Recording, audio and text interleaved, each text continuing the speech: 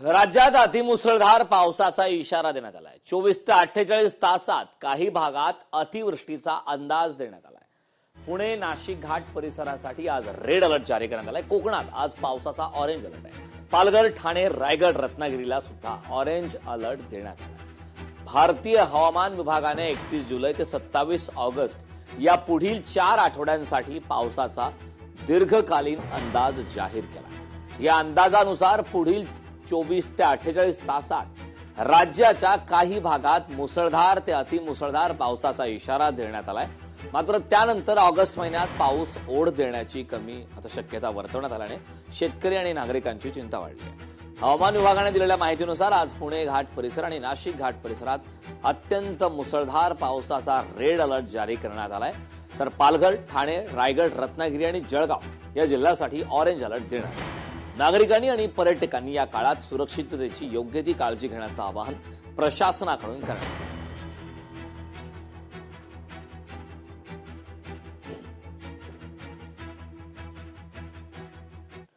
अमरावतीच्या नांदगाव खंडेश्वर या तालुक्यामध्ये ढगफुटी सदृश्य पाऊस झालाय। 100 लोकांना सुरक्षित ठिकाणी हलवण्यात आलंय। घरांमध्ये नदी नाल्याचं पाणी शिरलंय।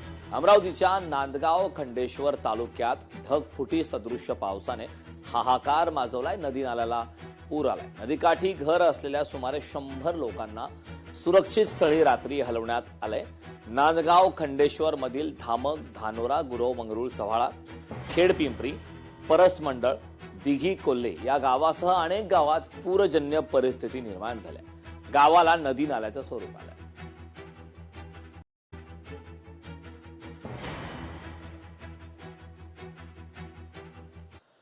अमरावतीच्या नांदगाव खंडेश्वर तालुक्यात पूर परिस्थिती निर्माण झाली। आज सर्व शाळा महाविद्यालयांना सुट्टी जाहीर करण्यात आली।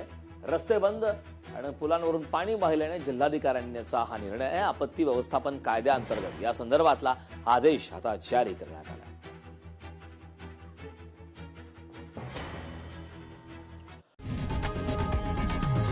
लोकशाही मराठी ऐका, पहा, जागरूक रहा।